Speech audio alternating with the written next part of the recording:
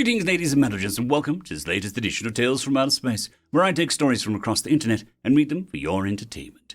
This particular story is called Just How Powerful Are Human Warships, written by Catfish21SM. This is the final recording of the Federation's third naval fleet.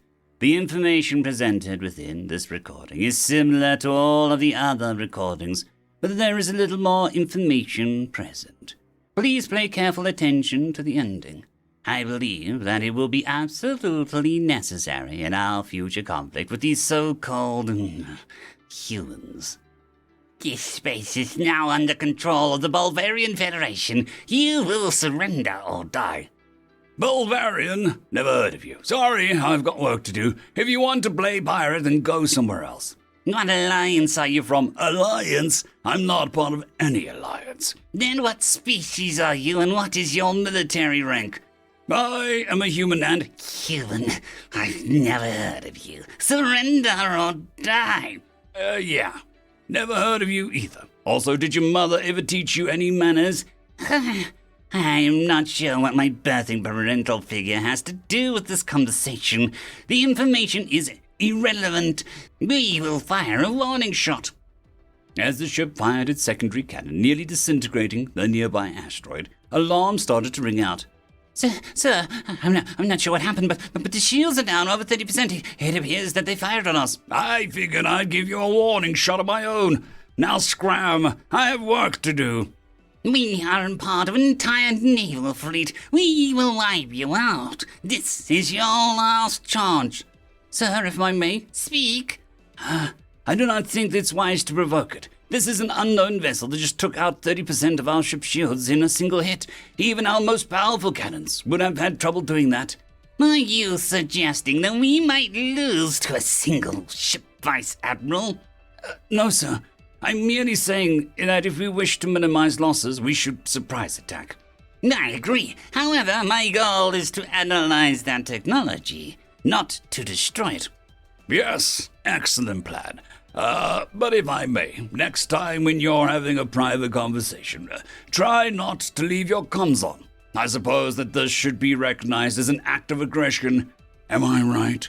All ships, fire at will. Try not to destroy it completely, though. Use of primary cannons are authorized until its shields are down. Good to know, the human replied in a matter-of-fact tone as the smaller ships imploded. What was that? Explain. Just reverse polarity on the grav beam. Grav beam? What's that? Sir, we've lost 7 ships, and it seems to be charging some kind of... A large red beam swept across the sky, cutting through more than a dozen ships. 3 of them carrier-class ships. The human began letting out a chuckle.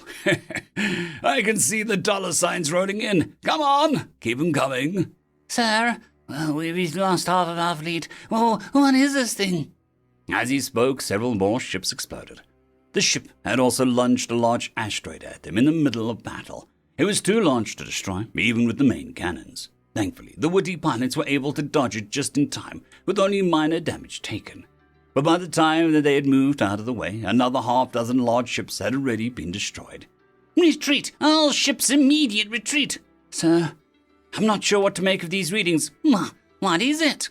There are hundreds, no, thousands of smaller drones exiting the ship right now. They're all swarming us, sir.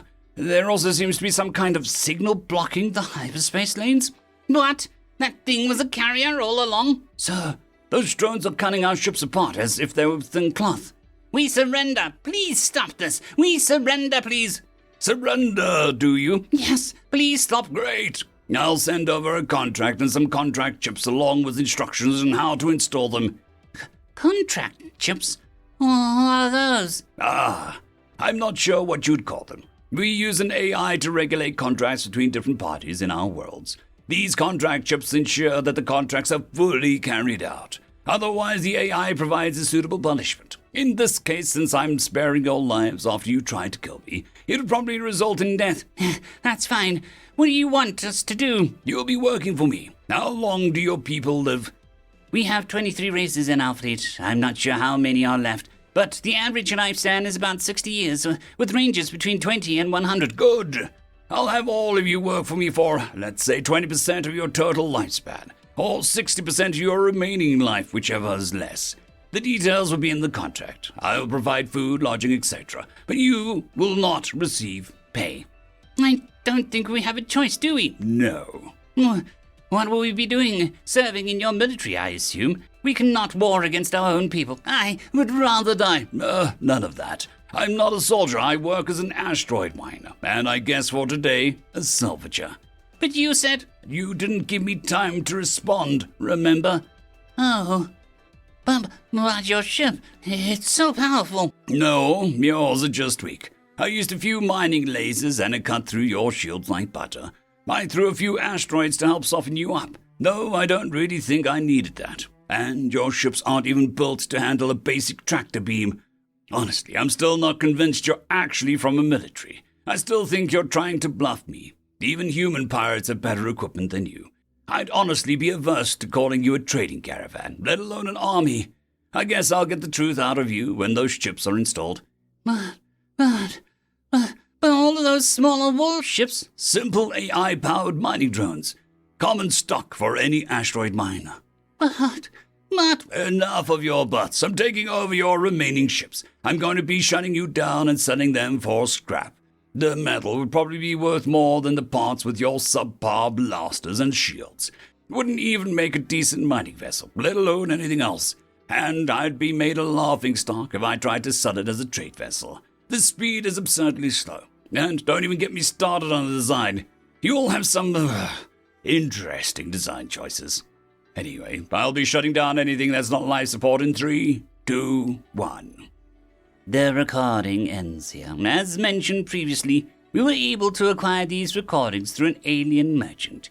I'm not sure who or what these humans are, but if this was actually a mining vessel, then I don't want to imagine what their warships are like. I assume the humans already know about this incident and will probably use it as an excuse to declare war. I do not have the right to make decisions on behalf of all races. I would, however, strongly advise that we do everything in our power to avoid war with these humans. Regardless of whether this human was lying or not, it is true that our third fleet was completely obliterated by a single human vessel. I hate to imagine what a whole fleet of these could do. End of story. Story number 2. Mistakes were made, written by Gericht. In retrospect, we should have known better, but it seemed a good idea at the time. We Arena reached the stars easily. Our low-grade telepathy allows us to work together for the common good, even if it hurts individuals in the short term. But once we reached the stars, we discovered that while our armies might be strong and our soldiers loyal, we lacked the ability to truly be unique on the battlefield. The instinctive need to reach consensus takes more time than the chaos of the battle allows. This was not a problem, as most of our conflicts with our neighbors were small and we had cordial relations. But we realized that could change. On the other hand, we excelled in mind grafting. We learned long ago to lift the minds of the dying individuals that were of import to us and place them in a volunteer to keep them available to the people. In time, we even learned to store such minds on electronic devices and reactivate them only in times of need. So, when we discovered the primitives living in our sphere of influence, on the world they did not even give a name yet who engaged in endless wars, we decided to skirt galactic law. Interfering with the primitive world was forbidden. But these humans could be so useful to us. So we decided to transcribe the minds of their most successful rulers and war leaders. We'd send in cloaked specialists that could take a copy, preferably when they were at the height of their power, then leave. The human would never notice it, but we had someone that could aid us in battle should it ever be needed. Our collection was impressive. Alexander, Hannibal, Gaius, and Octavian, Sun Tzu, Taizong, Charlemagne, Genghis Khan, Suleiman, Napoleon, Catherine of Russia, and so many more. In the meantime, our people flourished and spread. But the moment we dreaded came 30 years ago. We encountered the Kearney. There were attempts at diplomacy, but those were doomed from the start. Their aggression was so high, and their need to dominate all around them had led them to destroy every race they encountered. We were technologically slightly ahead, and our armies never broke, but the innovative way of fighting wore us down. When the 10th planet was lost, we activated the stored mines. We knew that they'd be upset, but as the armies they'd command, or the administrative and diplomatic drones they'd give guidance to, would be of our people, we had no fear.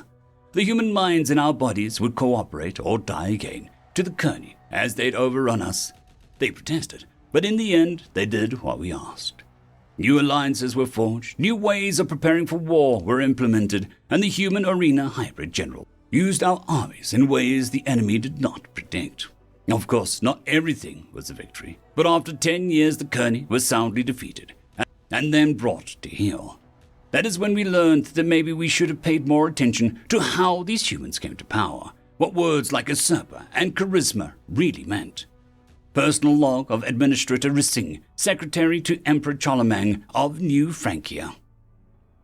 End of story.